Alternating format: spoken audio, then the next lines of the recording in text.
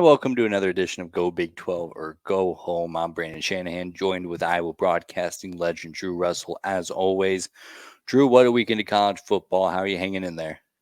We are a third of the way through the season, Brandon. I am on life support in terms of how my teams are doing personally, but the entertainment level through this college football season has been out freaking standing, and it did not disappoint once again in the Big 12 this weekend. I mean, outstanding stuff, all in all. But first, how good is the Pac-12 this year?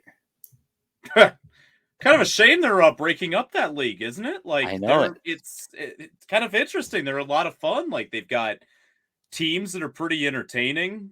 USC gets a big, nice win over Colorado. Team that's blowing me away is Washington. They're just killing everybody right now. And then you have Oregon that's doing damage. Washington State, Oregon State are both pretty salty top 20 teams. That's a fun conference. And it's, to put it bluntly, and I'm aware the Big 12 is going to get some great talent from the Pac 12 next year. But yeah, it is kind of sad when you see like a conference that's like, on paper, this conference should be doing a lot better. And that's what happened here. Yeah, and I know this isn't how television contracts work, and there's so much more that goes on behind the scenes than I realize. But like, I think if the Pac-12 could have just stuck together for like 6 more weeks, there'd be a bidding war going on. You got Coach Prime, you got Lincoln Riley, Caleb Williams. Is he gonna go? Is he gonna stay? Caleb DeBoer is running stuff so great up there in Seattle. Even teams like Washington State and Oregon State are looking really good so far. Utah's are always going to be well coached. If you just like 6 more weeks, and this would be the most valuable conference outside of maybe the SEC. Exactly. And on paper, it should be. I mean, they've got some major media markets across the board when you look at those Pac 12 schools. They have, in general, pretty engaged fan bases. Southern California teams have engaged fan bases. The Pacific Northwest does. Colorado's has been growing. Even the two Arizona schools have usually a pretty solid fan base. So great fan bases throughout. But it really shows what poor upper leadership can do to any organization. And the Pac 12, if you're looking at it from a collegiate athletics standpoint, is a prime example of that. Conference that truly was considered one of the premier conferences, less than 10 years ago, 10 plus years ago. And they have so many big brands. But the problem is they made a couple bad television deals where no one could see their product ever. I think that hurt recruiting. It hurt their football profile from a national standpoint. They weren't winning national championships. And that stuff does matter. And eventually, I think that lack of exposure forced, the two Southern California schools to look at all their options. They got into the Big Ten, and then all of a sudden, those dominoes started to fall pretty quickly. And it's so interesting because, and trust me, we know a little something about poor management, poor leadership at the top of organization structure. They can really just deflate the whole operation. And the Pac-12, I think, is a prime example of that. And like even as bad of a disaster as the Pac-12 network was, which we talked about in theory, they were still like given an opportunity. They were first up for contract negotiations, and ESPN offered them the same deal that the Big 12 had, the same deal that essentially saved the Big 12. And then they thought that they could get so much more going elsewhere. And then the Big 12 took up the last bit of the crumbs and left Pac-12 in the dark. And it's just it's heartbreaking because it's like these fan bases, these schools, these athletes, even these coaches, they're not involved in that, and they're not, they're going to be the big losers here. Obviously, the schools in and of itself are going to suffer from it, but the executives kind of making these calls on these schools' behalves are the ones who are kind of playing the pawns. And it's unfortunate that it's come to this point, especially with the conference that's been kind of gearing up for such an electric season. And man, it's such a refreshing pace of college football, having those Coast schools out there and seeing what they're able to put together and kind of how they're able to they've been very active in the transfer portal. and even Yep. teams like Washington State picked up their quarterback from the transfer portal, and Oregon State's got their quarterback from the transfer portal. And I mean, I get we already have a conference that doesn't play defense in the SEC, but I mean, the offense in the Pac-12 is just another level of outstanding stuff. So it's real heartbreaking to see how good that conference is and how it won't even exist this time next year. I know. And I mean, we've talked about the swan song of it for a couple of different podcasts, but you look at how strong it looks this year, how entertaining it's been in general. And it is a shame that it's breaking up. And for the Big Ten, they are getting 4 outstanding schools into their conference next year. Now, logistically and travel wise, it still makes no sense at all when you look at potential travel. And I'm not even that worried about football because it might be a couple times a year, 3 times a year, once a week deal. I'm looking at other sports of those schools that are going to be maybe a bigger problem going forward. Mhm. Uh, but it's an addition for the Big 12 where they're getting 4, I think, really interesting schools. And what's really interesting is Oregon State and Washington State. They're trying to make one final swan of like, hey, we Yeah. are productive football programs. Bring us into your conference. And a lot of it does come down to how much what's that fan base exposure, what's that revenue. But in terms of on-field product right now, both schools have legitimate cases for sure, and it's pretty wild that there's a pretty good chance they're going to be left out in the cold. Just very sad stuff going on the West Coast there, more than anything. But another thing I wanted to get your thoughts on here, as it's kind of come up recently with a couple of different games, storming the field. I feel like Mhm. it's getting a bad rap online. Folks are setting certain criteria for what situations where storming the field is warranted. Do you have a set of criteria that has to be executed before going out there, or what does a good storm fielding look like? Well, I mean, they're always the obvious cases where if it's a home team that's a big underdog against a top 5 or 10 or 15 program in the country, no one gives them a chance. They go out and find a way to win. No one on this planet is ever going to have a problem with a great storm field in that situation. After that, it gets a little more of a slippery slope. It's not the most safe thing on earth, but then again, it is highly entertaining.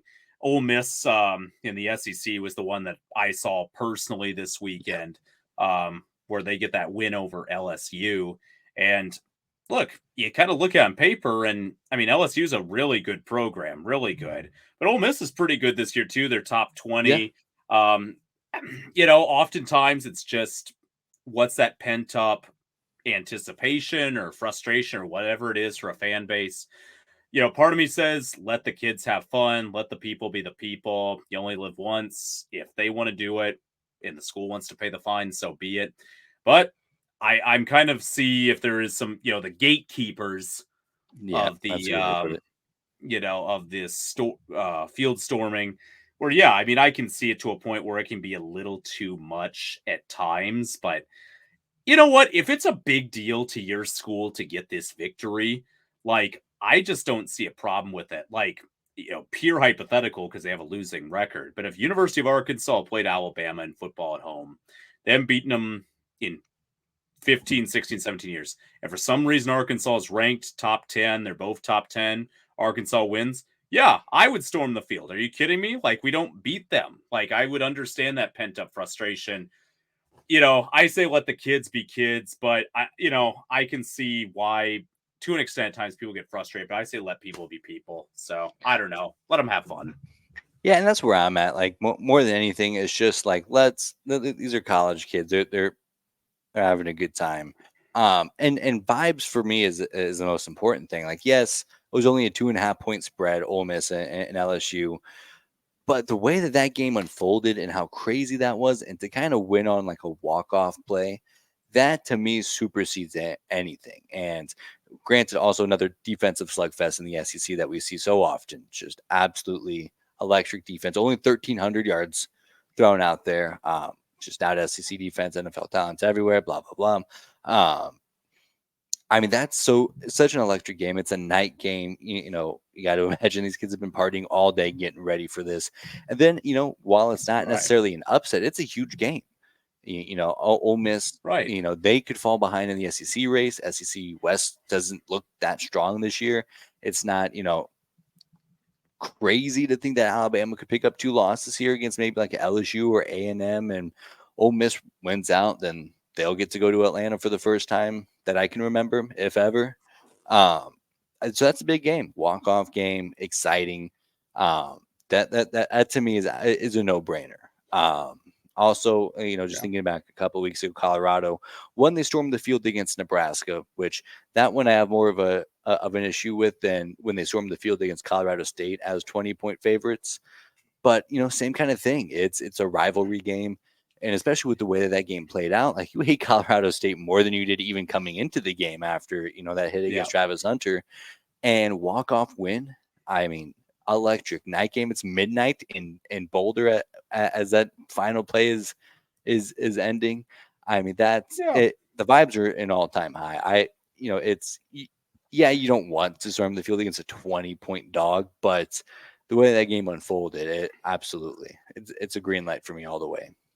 Yeah. I mean, at the end of the day, you have to just, in a lot of ways, you have to let these kids be kids. And I know people can make fun of certain stormings online, they can make fun of it in the media, all that. Mhm. And yeah, there are now and then some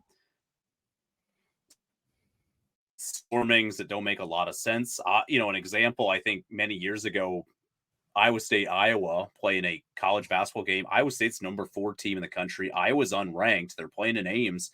Iowa State gets into a big deficit. They're down 20 early second half. Place is dead. They come roaring back. They trail the whole game. Monty Morris, great player, puts up a floater, puts it in with 6 seconds left. Iowa missed a couple or doesn't get a 3 off at the or missed a couple threes at the end.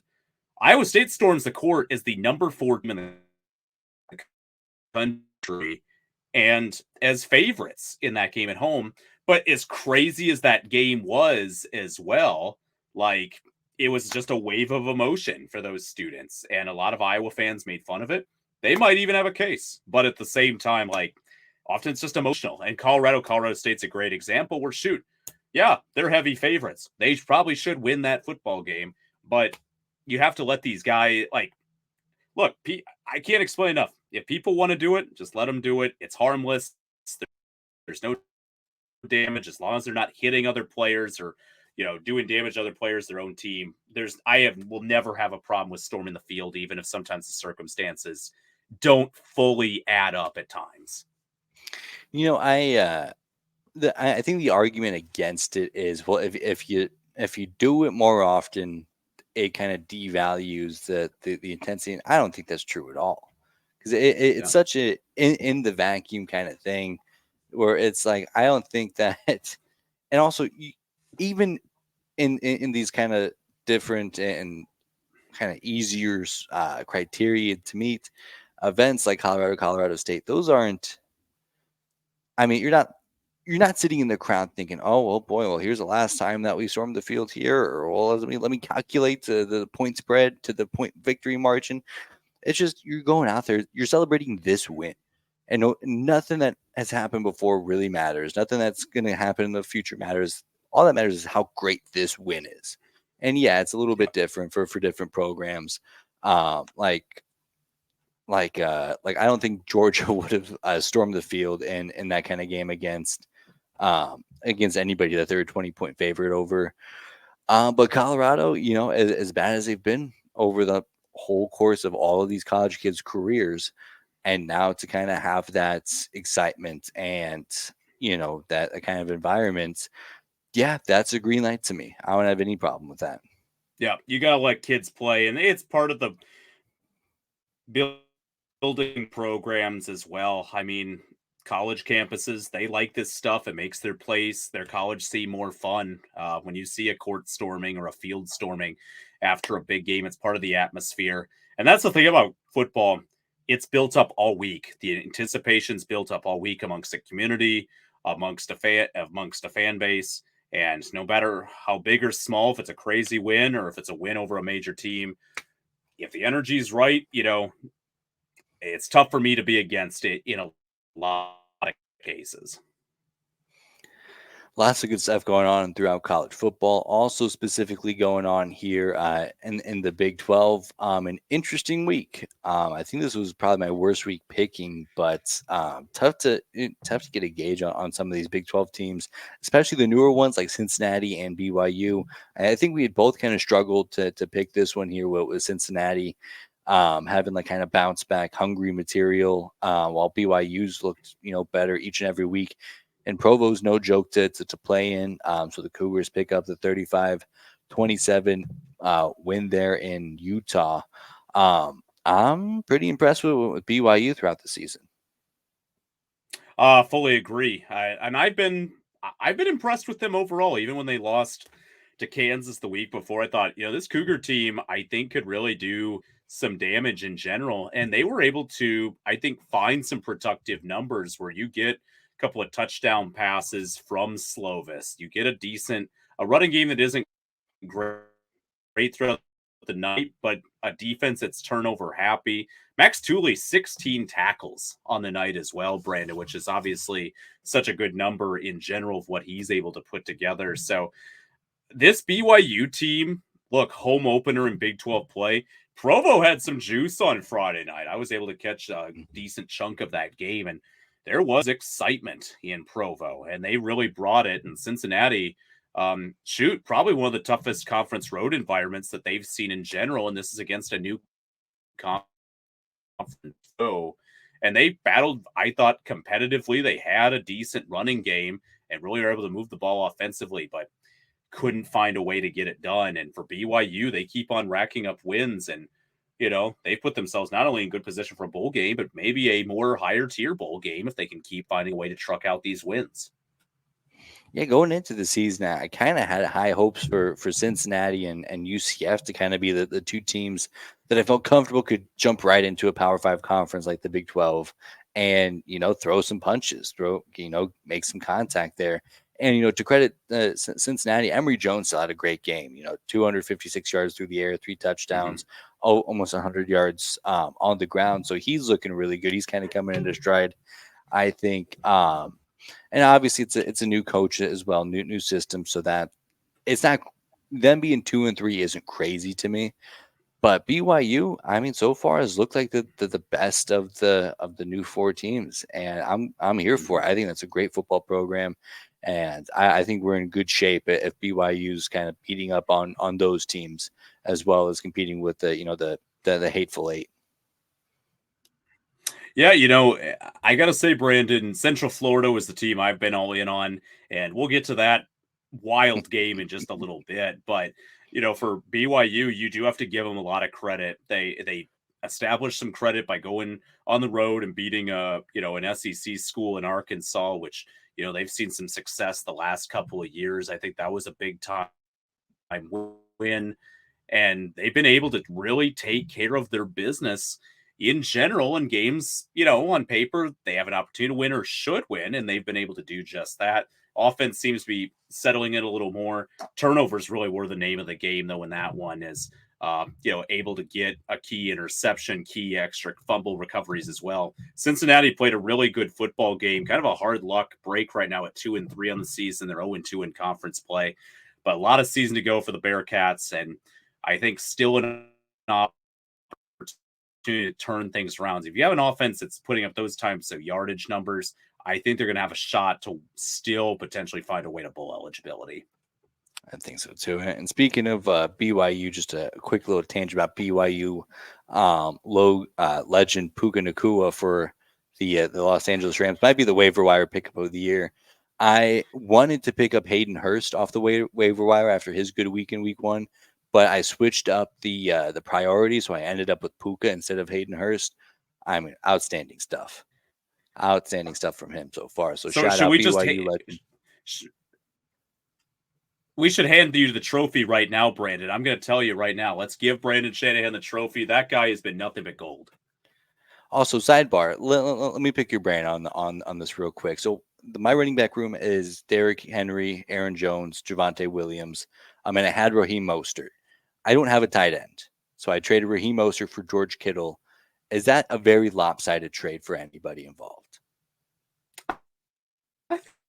that's pretty even. I mean, because Mozart has to share carries with a chain.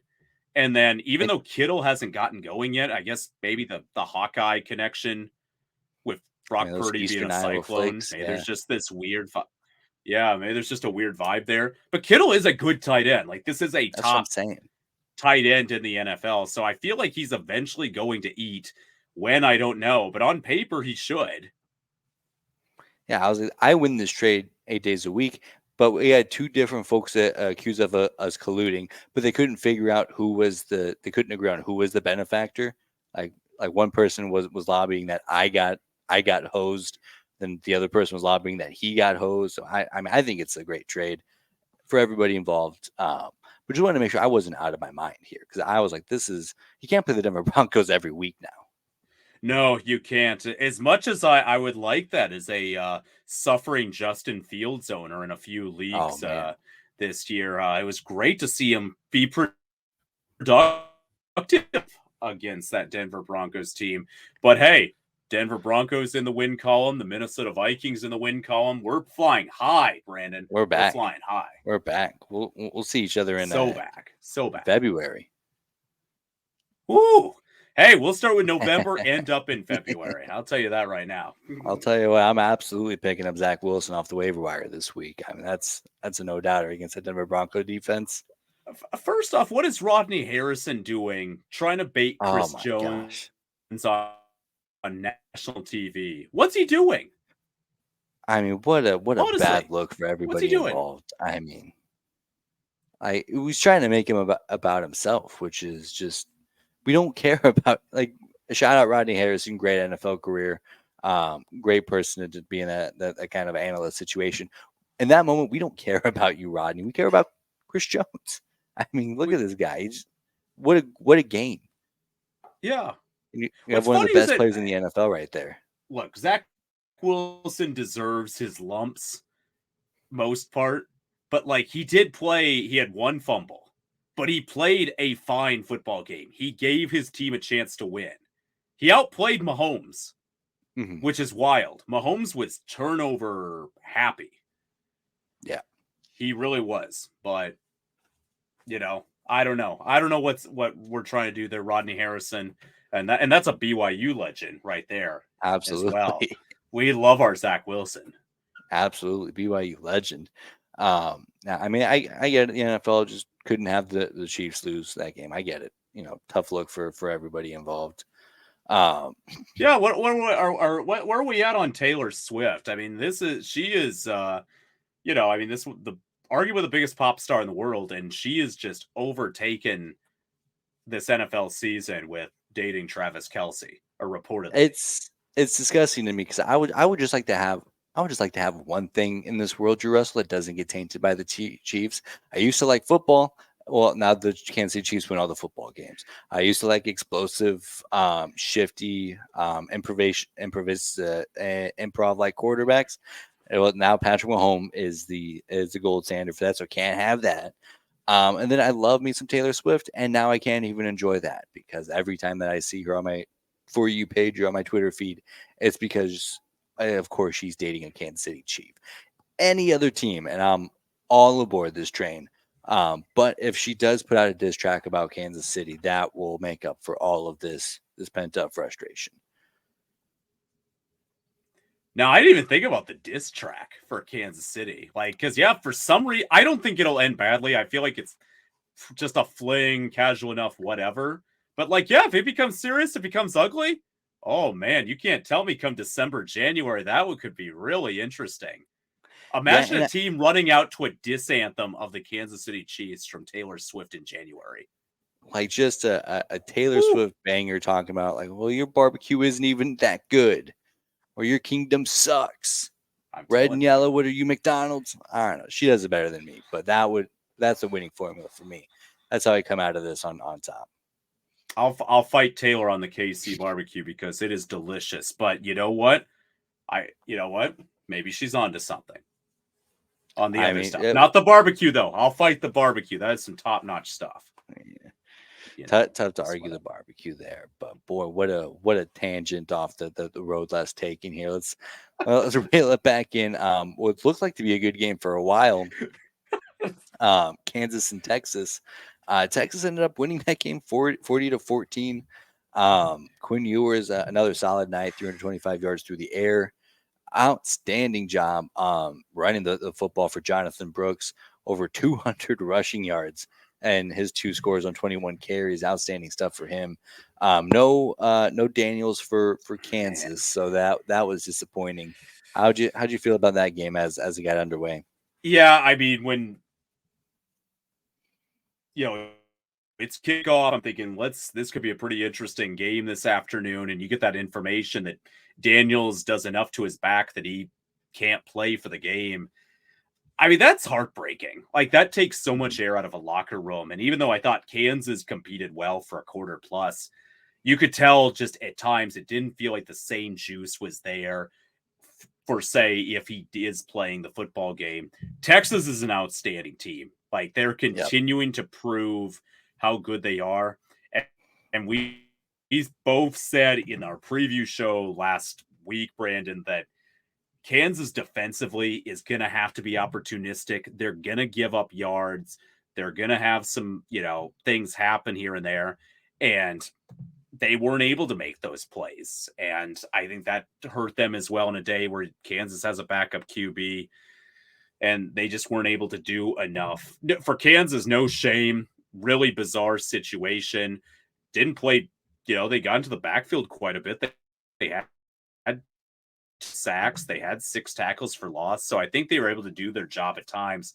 But Texas, too much of a machine. They were on the field way longer than Kansas was. They wore them out throughout the day in that hot Austin sun. And that just kind of turned out to be kind of the difference. Yeah, and I think if you're gonna go with the anti Texas agenda here, it will look something like, well, you got to look at what happened in the first 3 quarters. Kansas with the backup quarterback was keeping it pretty close with them, and you can kind of say the same thing for the Wyoming game, and you can kind of say the same thing for a couple of different spots throughout the season for Texas. But I think that just proves how good of a team that this is that they're not I don't think we've seen the best version of this Texas offense yet. Maybe against Alabama, but against teams like Wyoming and Kansas, I think they're just humming in fourth gear and doing just fine. But then, like you said, once it gets to the fourth quarter, once the football becomes more important, then you really see them even kind of just tease that fifth gear a little bit, and then it's like, oh yeah, this is why everybody thinks that they're so good. This is the gap in talent between these 2 programs, and I think this is a good example of that. It's amazing, Texas, how they just find these running backs like it's no problem. You have one Yeah, of they the grow on trees. great but the best tailbacks in the country last year in Robinson, and he's doing some damage right now for the Falcons. And then you think, oh, they can't find anybody as good. Jonathan Brooks comes in and no problem, just picks up that torch. I mean, if they didn't have Bijan Robinson last year, I'd say this is like a clear upgrade, but it's not. Like, this guy is somehow not as good, and yet he's great. It's ridiculous. And so the fact Yeah, that they keep finding that's just how high the tailbacks bar is. that just ball out. Yeah, the bar is just insane in terms of the amount of talent that program has bought in. And for the first time in a decade plus, Brandon, this program traditionally has always brought in talent. That has not been the problem at Texas, even during their dark years. Hey, Tom Herman. And do we remember, our championship level hydration levels, Brandon, where they had the P charts throughout, the facilities in Austin? And, I personally was inspired, and I was making sure that I was having championship levels of hydration for myself. I mean, Look, you let that slip a little bit, and you're a bad guy. I You know let it go that's too that far. bad teammate. That was the big thing. Bad teammate. And we couldn't have that under the Tom Herman system. Talent has never been the issue. And look, I had doubts coming into this year. I thought Texas, despite all the talent coming back, they have a good QB coming back. I thought, I don't know, Steve Sarkisian, I'm still kind of out on being the one to put this team together and gel this team together. And through 5 weeks, he's done a great job of doing that. Now, congratulations. They've got a fun little test coming up this Saturday in one of the great rivalries between them and Oklahoma, which we'll preview in a while. But you got to hand it to them. They're doing their job. They're executing well right now. And in a season where a lot of all the other Big 12 teams want to see Texas not succeed and Oklahoma not succeed and, kind of struggle and limp out before they go to the SEC next year. And it looks like that dream is not going to become a reality as of today. You're absolutely right. And that's been obviously the difference with this Texas team. And it's so funny because, you look at this team going and it's like, well, they got 10 starters back minus Bijan Robinson. And then, you get this new fella in, and he's still an elite running back and an outstanding performance against Kansas. And it's like, oh, okay. So the one spot that they had to swap out is still dynamic. But that's the cohesion of this team that I think is so impressive, especially this team, because it's so rare where you get the entire offensive line back, you get the quarterback and the entire wide receiver room back, and I think they're really taking advantage of that. There hasn't been a time this season that I've seen them look anything other than dialed in, and even when even when they're not able to move the ball very efficiently, it still seems like the only way that you're going to stop them is if you're just better. And there's just not that many units in this country that's better than that Texas offense at the moment. Yeah, offense and the defense continues to play consistent football, finding ways to get the job done. The problem right now might be their field goal kicker. He went 2 of 4 on Saturday. Didn't look great on a couple of those kicks, obviously, with the misses. So that's something to keep an eye on in terms of, look, if it's a 26, 30, 35, 40-point game, you're not as concerned about it. But, hey, if you want to be a great team, you're going to play in a couple of just tough matchups and close matchups. Field goal kicking often is a major standpoint of, and if Texas doesn't have a guy that they can, count on, I think that could be a problem going forward. So that's maybe if I had to critique anything from this performance, it'd be, hey, their special teams, just keep a small eye out for it and see if they can find improvement.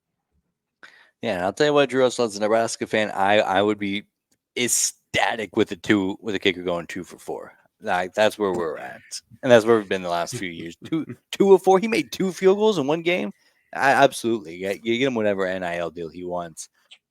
But the other end of that Red River rivalry, I don't want to even. Oh, go ahead.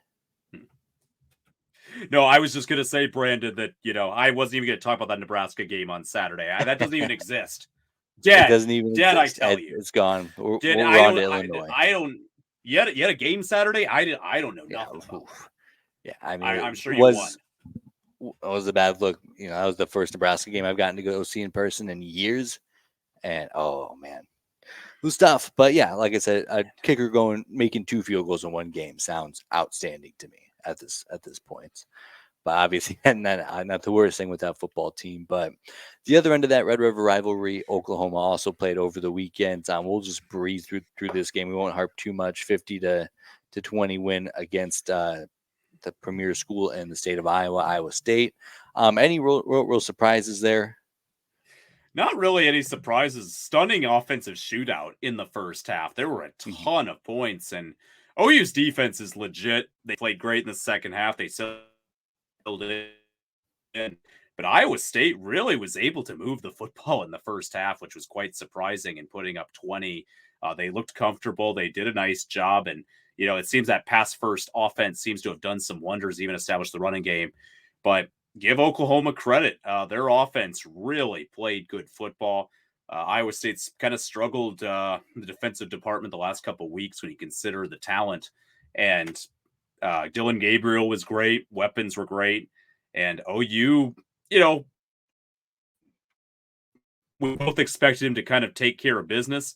I kind of thought it'd be the other way, where they hold Iowa State to 6 and, they put up 30, 24 to 31 range. And Instead it was their offense that just went out and shoot. The way that game went, I thought they're going to put up 70-75. So um, OU offensively really knows how to get it done, Brandon, and defensively much improved from a year ago. In fact, the first half was by far their worst defensive half of football for the year, but they cleaned it up in the second half. And Iowa State, valiant effort in the first half, couldn't find anything in the second half, and they're going to have to go back to the drawing board before a homecoming game this week against TCU. Yeah, 60 points in the first half. At first, I thought I was watching an SEC football game out there, but then the defense is kind of dialed in pretty well. So, okay, well, now this is the Big 12 football that I've come to love there. But yeah, I am impressed with Iowa State's offense. That'll be a fun one this week in Ames. Another one that's kind of out of hand in a way that I didn't really expect it to. Houston and Texas Tech. Texas Tech with their backup quarterback now showing up, 49-28 win over newly in-state rival Houston. Did you catch much of this game?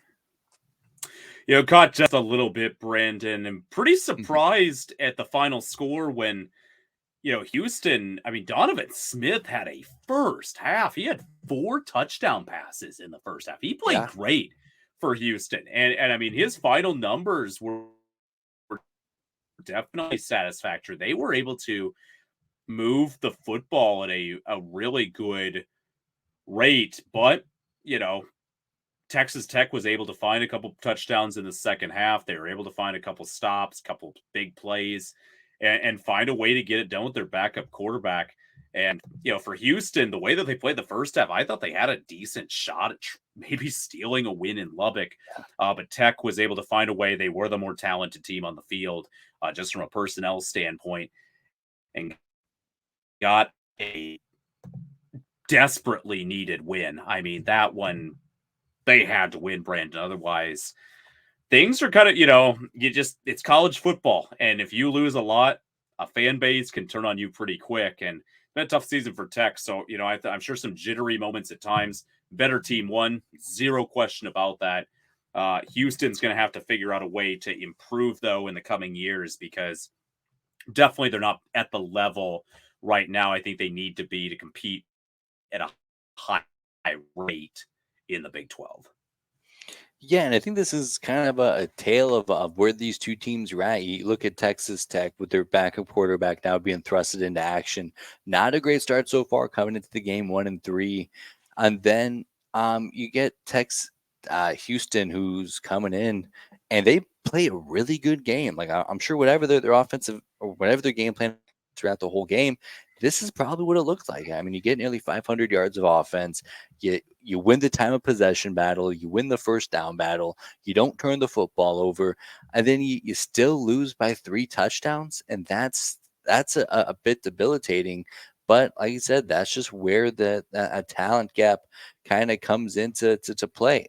A couple of special teams moments there for Texas Tech being the difference, but if you're looking from the eyes of a Houston fan, you're thinking, dang, we played a pretty good game offensively and defensively, and still couldn't get the job done against a team with Texas Tech. And also shout out Baron Morton. He was solid, 7 yards a completion, 161 yards, 2 touchdowns, no interceptions being the big part.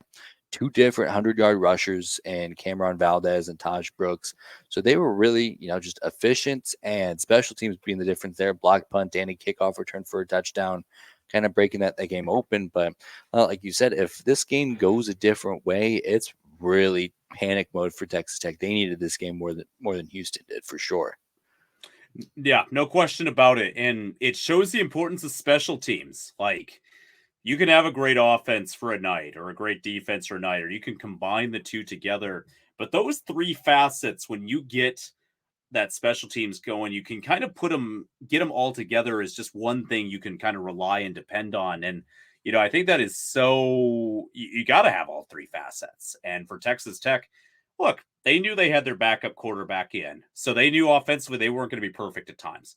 Defensively, they've had some struggles this season, and we saw that throughout the first half, but they were able to shore it up in the second half. But special teams, I always say, is such a backbreaker for teams. You give up a special teams touchdown, backbreaker. And if you score a special teams touchdown, your sideline goes nuts. What a confidence booster. So, again, for Texas Tech, they don't give one rip how they find wins right now. They were able to find a win, a needed win at home. Maybe you build off this. Maybe they come out flat once again their next game. But again, whatever you can get right now, whatever you can get. Yeah, absolutely.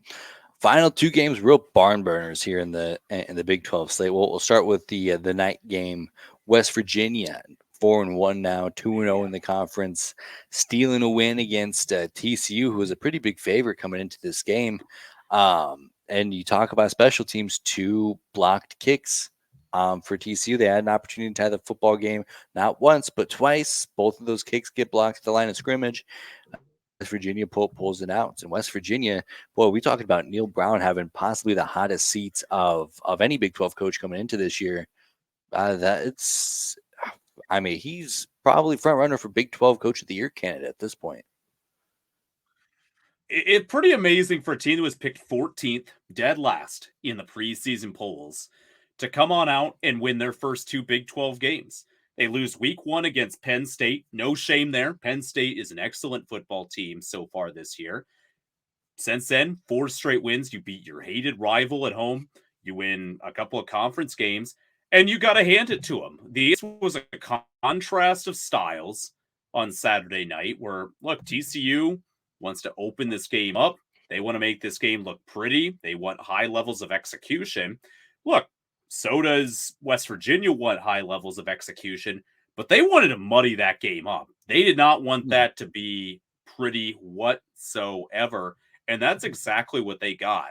Look, QB play was nothing outstanding for West Virginia, but Garrett Green was able to, in general, take care of the football. Defensively, they did a great job with 5 sacks, the 9 tackles for loss. They muddied it up. They were able to get those block kicks. And, when I was watching the end of that football game, I thought TCU was still going to find a way to pull it out at the very end.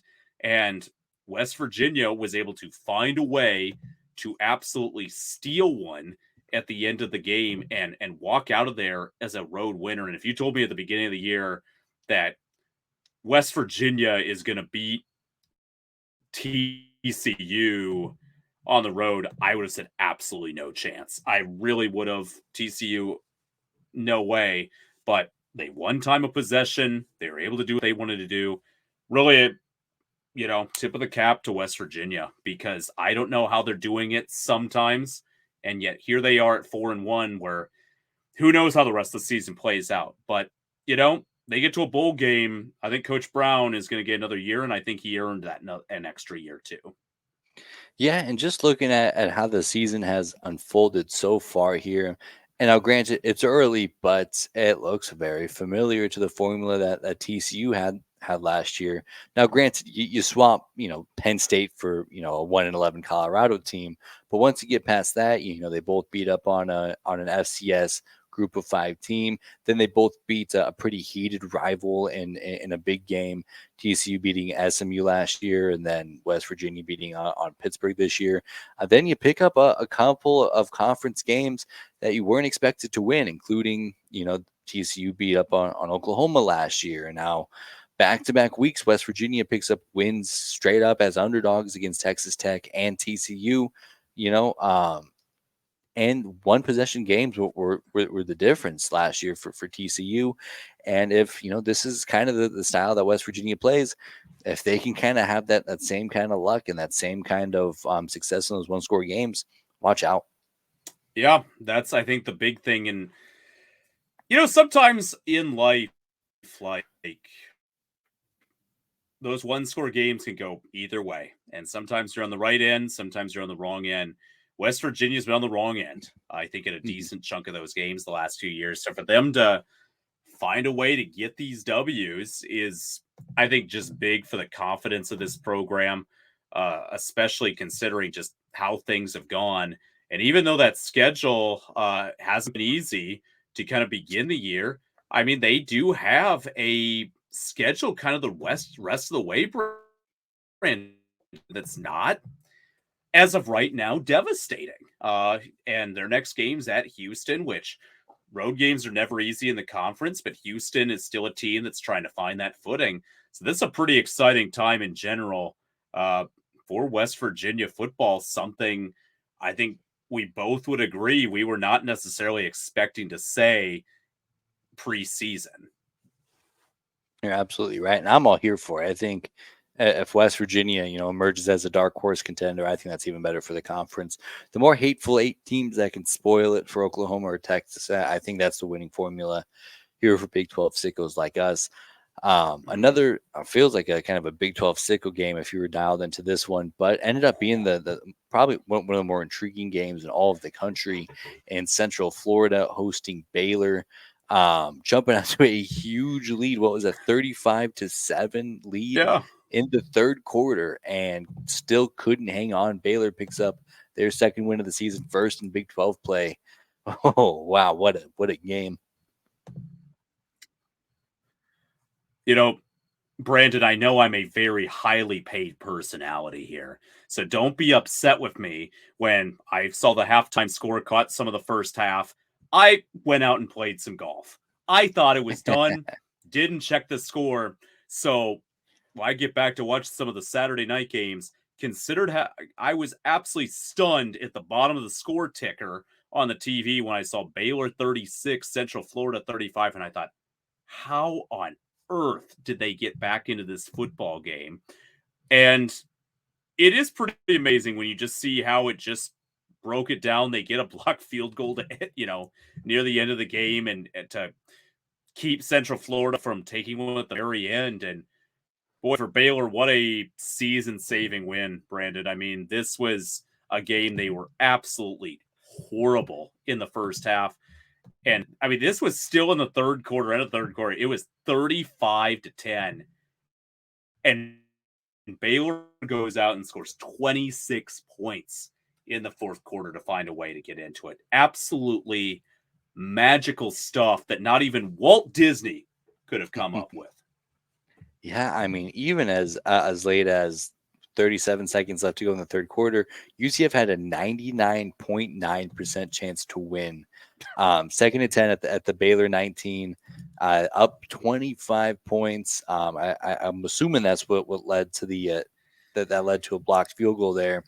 It's turned the tide for Baylor, but man, what a change of emotions, because you're looking at the scoreboard as a Baylor fan thinking, I don't know if Dave Aranda's going to win, is going to make it to this end of the season at this point.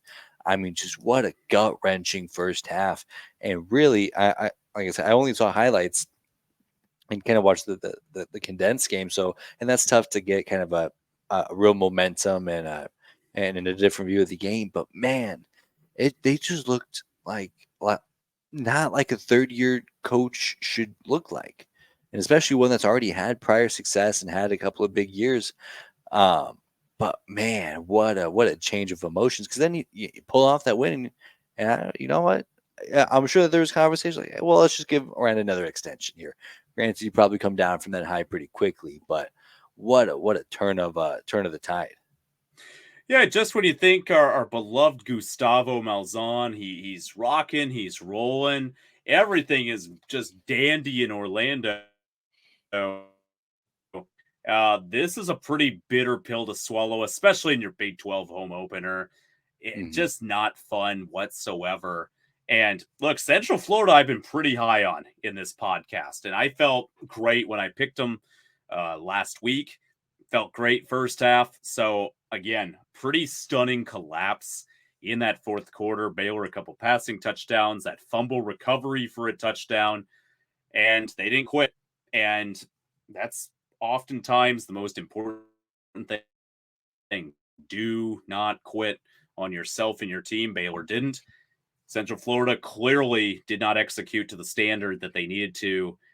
They could have semi-executed that fourth quarter, and they're going to find a way to come out of there with a victory, but they didn't, and absolutely gave one away. But Baylor took it away too. They were given that opportunity, and they took it. So a big credit to Baylor for not giving up. For Central Florida, these are the type of losses that can really, if you really don't set a standard in the locker room this week or next couple weeks, can really affect a season. Losses can pile up, so they've got to be careful. Yeah, Gustavo's got his work cut out for him for sure. But if we know good old Gustavo, he'll get right this week. But if you do wanna take some pride in this game, they were beating up on Baylor pretty Yeah. good there while momentum was still up in the air, and they took advantage of that. And I it's you're not going to be able to tell this to a UCF fan, but there's a lot of good that came from that game. And if I from my seat, not as a UCF fan, I'm feeling really good about the Golden Knights going forward, even with that disastrous loss. Yeah, well, and I mean, they didn't have, Plumlee still hurt. So, Mm. you're running with a backup quarterback who played pretty admirable, uh, for sure. But again, for those guys in the locker room, you got a good football program or good culture or great culture. I mean, those moral victories don't mean a thing. Like, you can play 3 great quarters of football, but if you play one horrible one, that can cost you. And that's exactly what happened to them. So, yeah, there's a lot of positive stuff to take away for Central Florida as well. I fully agree with that. But they've got to also know we blew a 25-point lead at home in the fourth quarter, and they've got to really stress that. So, this week of practice, well underway already, but I'm sure it's been discussed. If they're kind of letting that say, oh, it happens, we played well, we'll go get them next week. That's not going to be a winning message. And again, I doubt that's happening, but still, you've got to be careful for sure. Absolutely right. And I don't think that Gustavo will take this lightly. We know Gustavo. He's gonna have his guys dialed in. That man Brandon, he coached up in Northwest Arkansas, and you live down in Dallas. You know how big of a deal high school football is in Dallas and the entire state of Texas, and there's no bigger place in the country when it comes to high school football than Texas and all that. But I gotta say, Northwest Arkansas, some of those big boys schools over there, they don't They get mess after it. around whatsoever, and it's pretty. They go after it. So our beloved Gus, aka Gustavo, he knows what pressure's like, and he knows what those big boys can do up in Northwest Arkansas. You're absolutely right. But all in all, an outstanding weekend here. We'll talk a little bit more about what to expect this week. Red River rivalry going on, Woo! and a couple of real big games and Big 12 play. We're in the thick of it. But anything else that you'd like to add before we sign off here, Mr. Russell? Hey, calendar is flipped to October, and big shout as well to my beloved Minnesota Twins. We broke a 19-year losing streak, 18 straight games, hadn't won a playoff game in 19 years. That was broken this week. I, for one, am ecstatic and hope the good luck continues. Absolutely. Also, shout outs now currently Brocktober. Yeah, another outstanding game in out in the Bay. Hey, you know what? This is Big 12 related because he's an Iowa State alum. Is this guy actually going to win MVP? Because that's all I'm MVP, hearing. that's a stretch. That's a stretch. But it's crazy to me that the amount of folks I'll see online talking about that he's not a good quarterback, and it's like we haven't seen anybody else be this good in this system ever. And Right? yeah, I grant he's got Christian McCaffrey and Debo Samuel, and but so did Jimmy Garoppolo, so did Trey Lance, so did TJ Beathard, that other quarterback out east. You know, I definitely couldn't see a Yeah. quarterback from Eastern Iowa do this. And of course, it's Eastern Iowa fans Great. who are putting this agenda out there. But yeah, he's been really good. And I mean, Yeah. I don't know what the complaints are there.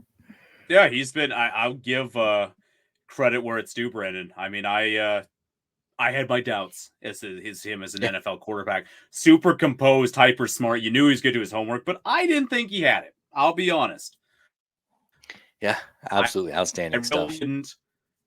And kudos to Brock Purdy, and kudos to the team out east as well for putting up 26 points this week. We got this, Brian. We're gonna get that contract. Pay Gonna get Brian him extended. Ferentz. Whether the special teams has to do it every single week like they've been doing. I mean, hey, Cooper points are DeJean points. legit. Cooper DeJean legit deserves 100, 200 grand of that contract going forward. That kid might somehow save that man. Well, I don't know about job, but at least his paycheck. Absolutely. Well, perfect. We'll wrap things up here. We'll be back later this week. Some previews, Red River, outstanding stuff going on here. We'll be back later this week.